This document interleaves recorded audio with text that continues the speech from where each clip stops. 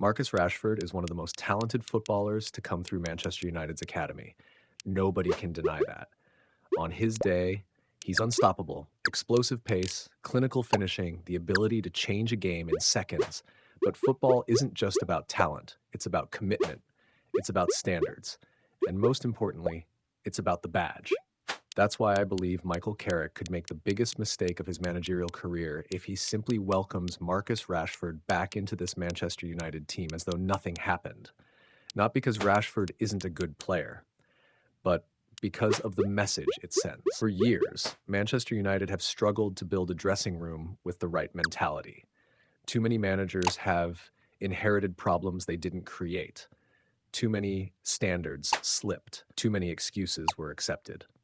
Then came Ruben Amorim. Whether you agreed with every tactical decision or not, he deserves credit for one thing. He made difficult decisions. He was prepared to move on players he believed were no longer fully aligned with the direction he wanted for the club. Reports at the time described a breakdown in the relationship between Amorim and Rashford, which eventually led to the forward leaving on loan. That isn't easy, especially when the player is a fan favorite, especially when the player came through the academy, especially when the player is Marcus Rashford. Managers are often judged by the players they sign, but sometimes they're remembered for the players they were brave enough to let go. And that's exactly why Carrick now faces a huge decision. If Rashford returns, should he automatically walk back into the squad, or should Manchester United finally move forward? Now, before we continue, I want to hear from you. If you were Michael Carrick, would you bring Marcus Rashford back into the team, or would you sell him this summer? Comment keep or sell below. I genuinely want to know where Manchester United fans stand on this, because this debate could define United's season. Now, let's look at Rashford's situation. His loan spell away from Old Trafford revived his football. First away from United, then at Barcelona. He looked happier, more confident, more expressive.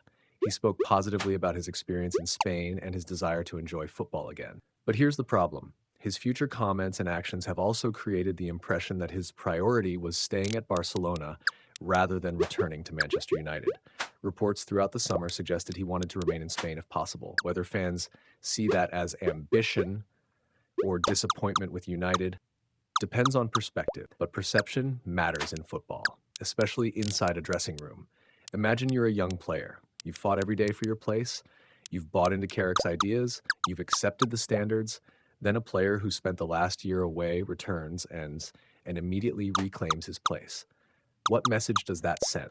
Standards cannot change depending on the name on the back of the shirt. That's how dressing rooms become divided. Carrick's biggest responsibility isn't choosing the best 11. It's protecting the culture. Winning teams are built on trust. Every player must believe the same rules apply to everyone. If they don't, the cracks begin to appear. We've seen it happen before at big clubs. Talent starts winning arguments, reputation becomes more important than commitment. Eventually, the dressing room becomes bigger than the manager. Manchester United cannot allow that to happen again. Now let's talk about the football side. Could Rashford improve United? Absolutely.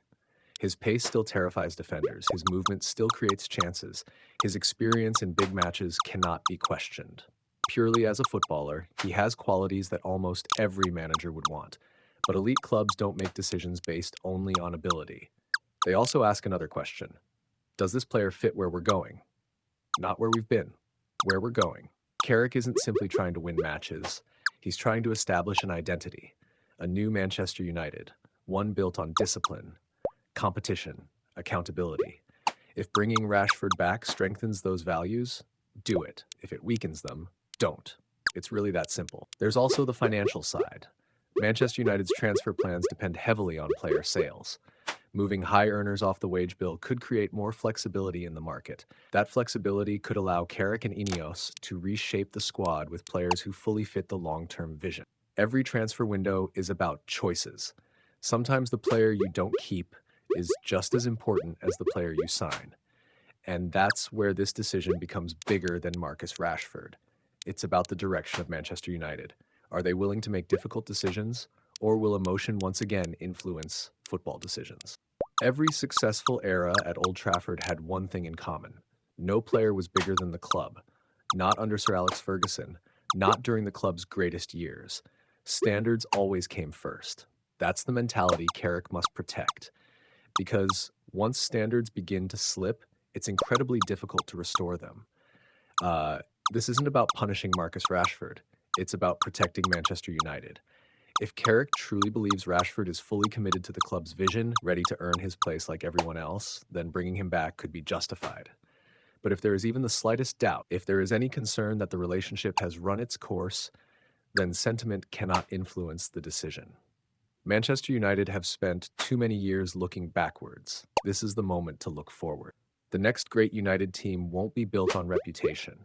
It will be built on hunger, discipline, sacrifice, and players who want to wear the badge more than anything else. Michael Carrick's biggest test may not come on the touchline. It may come in the boardroom, because whatever decision he makes about Marcus Rashford, it will tell the entire football world exactly what kind of Manchester United he wants to build.